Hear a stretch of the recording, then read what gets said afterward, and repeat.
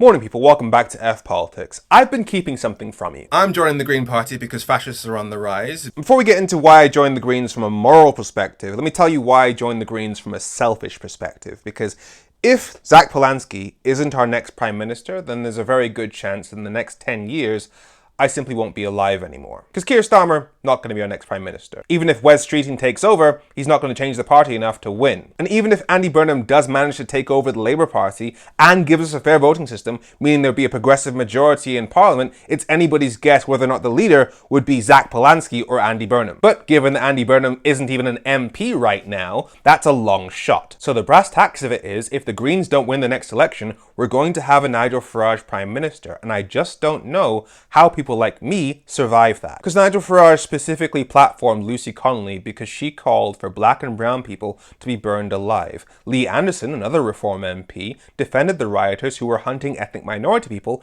in the streets. And the Reform Party have shown on 4 separate occasions that if I'm in an area that they control, then they are willing to use physical force to get rid of me because I'm critical of them. So if Zack Polanski isn't our next Prime Minister, we will have a regime that legitimizes the incitement to mass murder of black and brown people and has shown that they are willing to use physical force to shut me up. How well do you think I do under those circumstances? I'm not being alarmist, those are just the facts. But as for why I decided it was the moral thing to do to join the Green Party, it was mainly seeing this interview. I'm vegan, I don't drive, I don't fly, I do everything you need to be a good Green, but it's all bollocks. I only don't do that stuff because I don't want to be called a hypocrite by the right-wing shock jock, so Right. I make the sacrifices in my life because I have the power and privilege to do so I just go, you know what, it's easier to do the right thing and it's good to do the right thing.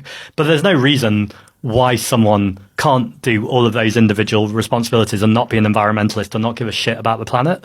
Like the problem of the corporations that are destroying our environment, they're destroying our democracy and they're destroying our communities. Because ever since the referendum in the days of Caroline Lucas, I've been a huge fan of the Greens, and one day I'll tell you exactly how I met Caroline Lucas. It is mortifying for me. But I've always felt like I wasn't worthy of joining the Green Party because, yes, I recycle. Yes, I bike literally everywhere, but I eat meat basically every day. And so I always thought that if I ever joined the Green Party, I would be shunned as a heretic. Shun the non-believer. Shun. But that interview showed me that under this Green Party, they weren't going to be purity testing people. They understand that the issue is the systems we live in, not the people that are trying to get by within those systems. Like, I live in Birmingham, and Birmingham City Council decided to cut the pay of bin workers by up to £8,000, and so we haven't had our recycling collected for like a year. Now, the millions of residents of Birmingham could choose to drive their recycling to the nearest depot every single week, but that doesn't seem very green to me either. So a Green Party that recognizes that people are having to live within systems of power that they don't necessarily control,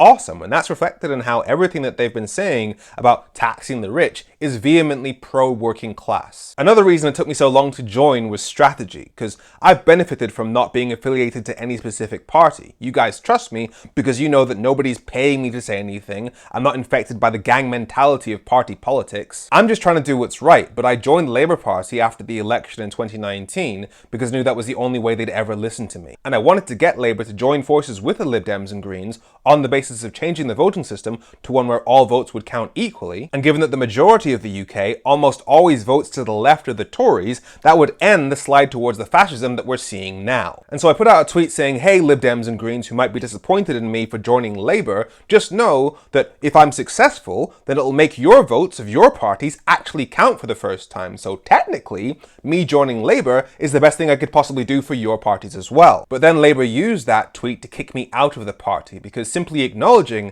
that a fair voting system would benefit other parties as well was deemed to be betrayal of Labour. And so that's another reason why I was hesitant to join the Green Party, because I feared that in such a tribal political environment, it would limit my ability to influence anybody else. Especially as there's still work to do inside Labour in terms of getting Andy Burnham to replace Keir Starmer, but I've realised since that that doesn't make any sense, because anybody in Labour who would oppose helping Andy Burnham replace Keir Starmer was never going to listen to me anyway, so joining the Greens wouldn't change that. And And in the same way, regardless of which party you're in, somebody joining the Greens shouldn't change how you see them, because the country we're trying to build is one where different progressive parties work together in Parliament, even though they disagree on certain things. That's the kind of UK that a fair voting system would give us, so anybody who's down with creating that kind of UK shouldn't automatically see me as the enemy simply because I joined the Greens, whether you're in the SNP, Plaid Cymru, the Lib Dems, or still working for change within Labour. The only reason we've ever been at each other's throats is because under this first past the post voting system, where only one party can win in your town and only one party ever really controls the government, that means that anybody who's in a party that's even slightly different to yours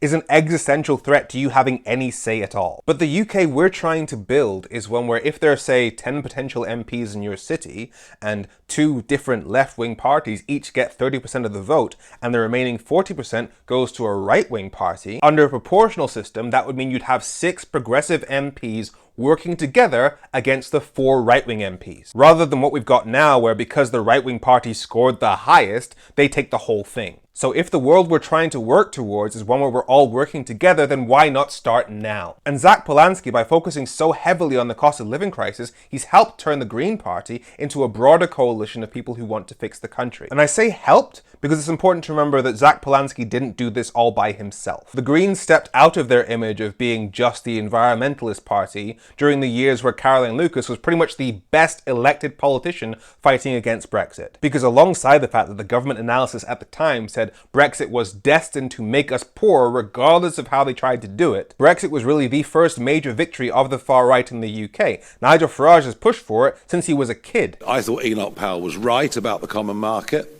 which I did in the referendum, which was a minority position, but I held it all the way back then. So any politician who stood firm and said, nah, fuck that, has my eternal respect. Now this video is not a glaze of the Greens, Caroline Lucas, or Zack Polanski, because frankly, hero worship has got to end. We can all see how that's playing out with Jeremy Corbyn right now. I'm not backing the Greens because they're perfect, or because I am. For example, they recently invited me and a bunch of other prominent black activists like Nels Abbey, Dr. Shalom Oshagamimu, Narinder Kaur, Basayo Twins, specifically to give them advice on how to address racism properly. That's why I joined them. Like, none of you trust me because you think I know everything or don't make mistakes. You trust me because you know I'm just trying my best. You know that I'm perfectly happy to admit when I'm wrong because it reminds me that I'm still listening to other people. But yeah, what I like about the Greens is that they're actually willing to challenge the far right. Oh, you absolutely are a fascist. You're from a far right party. Right. They're willing to properly address the 2 biggest causes of poverty in the UK, namely economic inequality and Brexit. And now with the Greens actually overtaking Labour in the polls,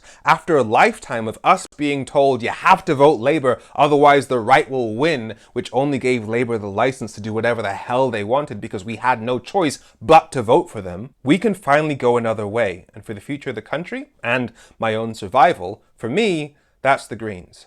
I'm Femi. Make sure you follow F Politics so Politics doesn't F you. Have a great week.